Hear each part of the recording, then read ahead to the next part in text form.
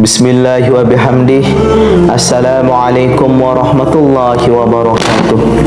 Alhamdulillah, alhamdulillah, alhamdulillahi rabbil alamin. Wassalatu wassalamu ala asrafil anbiya'i wal mursalin wa ala alihi wa sahbihi ajma'in. Segala puji milik Allah yang telah memberikan taufik dan rahmatnya kepada kita semua. Salawat beserta salam kita haturkan kepada junjungan kita Nabi besar Muhammad sallallahu alaihi wasallam beserta keluarga, para sahabat dan orang-orang yang senantiasa mengikuti beliau sampai yaumil kiamah.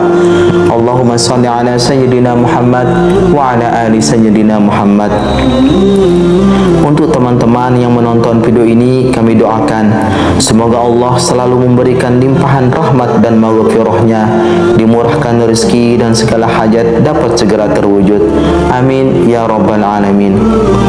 Memilih pasangan berdasarkan agama dan akhlak bisa ditempuh dan harus diupayakan, karena jodoh tidak sekedar takdir Tuhan semata tanpa ada upaya dari manusia sebagai hamba Allah subhanahu wa ta'ala, karena jodoh bersifat ikhtiari. Memilih pasangan untuk menjalani kehidupan sampai tua merupakan salah satu hal yang wajib untuk dipertimbangkan untuk seorang wanita maupun pria. Ketika seseorang sudah memasuki usia yang layak untuk menikah, muncul dorongan dalam diri untuk membangun suatu mahligai rumah tangga. Mencari jodoh atau pendamping hidup menjadi salah satu rangkaian yang mengawali perjuangan yang perlu dipersiapkan dengan matang. Dalam kitab Ihya Ulumuddin karya Imam Al-Ghazali menyebutkan panduan yang harus diperhatikan seorang pria saat akan memilih seorang wanita untuk dinikahinya.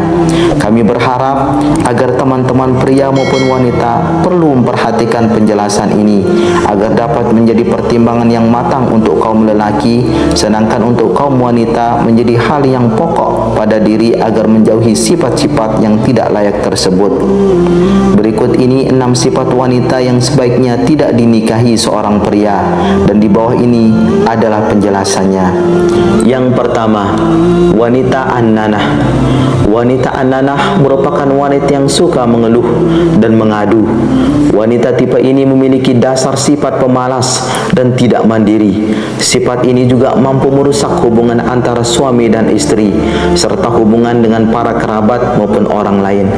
Salah paham kerap kali muncul karena wanita ini sering mengadu pada orang lain terkait kehidupan dalam rumah tangganya. Yang kedua, wanita mannanah. Wanita mannanah merupakan wanita yang senang menyebut dan mengungkit kebaikan atau jasa-jasa yang pernah dia lakukan, baik kepada suami maupun orang lain. Tipe wanita seperti ini akan menghambat suami dalam memimpin rumah tangga.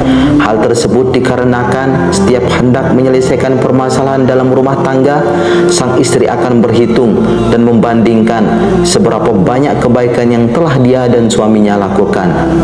Yang ketiga, wanita hannanah. Wanita hannanah merupakan wanita yang suka membanding-bandingkan dan membangga-banggakan kesuksesan dirinya di masa lalu. Bisa juga dia akan membanggakan kesuksesan keluarganya, kemudian membandingkannya dengan kondisi dalam rumah tangga yang sedang dia jalani. Dia juga bisa membandingkan kesuksesan suami dengan orang lain yang dinilai lebih sukses dari suaminya tersebut. Yang keempat, wanita hadaqah. Wanita hadaqah merupakan wanita yang tidak bisa mengatur keuangan atau kondisi perekonomian keluarga. Berapapun anggaran belanja yang diberikan oleh suami akan selalu habis karena dia mudah dan senang membeli barang.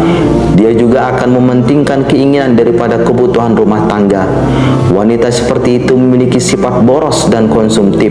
Selain menguras kantong suami, wanita dengan sifat seperti itu juga menguras emosi.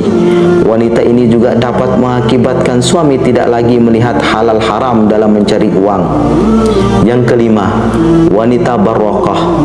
Wanita barokah adalah wanita yang senang berhias secara berlebihan. Dia ingin terlihat lebih dari wanita lain dengan berbelanja kosmetik yang berlebihan. Waktunya habis untuk berdandan dan menelantarkan pekerjaan wajibnya sebagai seorang istri. Sebenarnya wanita memang harus tampil cantik di depan suaminya, namun dengan tidak melupakan tugas utamanya, apalagi sampai diniatkan tampil cantik bukan untuk suaminya. Yang keenam, wanita sedekah. Wanita sedekah merupakan wanita yang banyak bicara, gampang membicarakan orang lain, dan suka menyebar fitnah.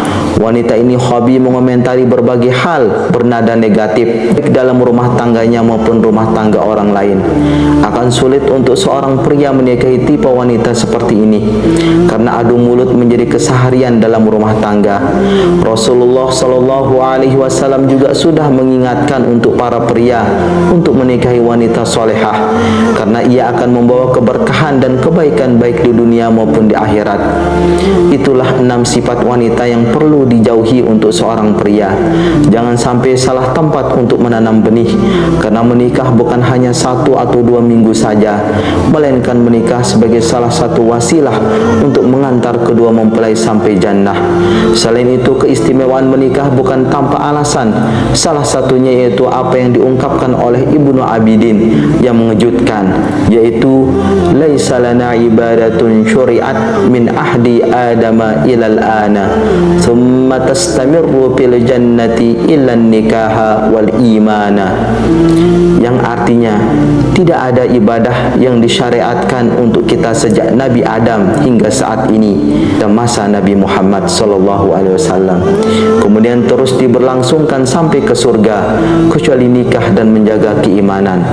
Perlu juga diingat, Allah Subhanahu wa taala berfirman di dalam Al-Qur'an, wanita-wanita yang keji adalah untuk laki-laki yang keji, dan laki-laki yang keji adalah buat wanita-wanita yang keji pula, dan wanita-wanita yang baik adalah untuk laki-laki yang baik, dan laki-laki yang baik adalah untuk wanita-wanita yang baik. Mereka yang dituduh itu bersih dari apa yang dituduhkan oleh mereka yang menuduh itu. Bagi mereka ampunan dan rezeki yang mulia berupa surga.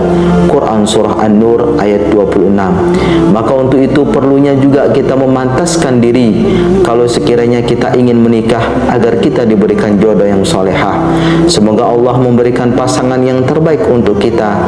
Bagi yang sudah menikah, semoga kita bisa membangun dan menjaga hubungan dengan keimanan yang kuat kepada Allah. Amin ya rabbal alamin.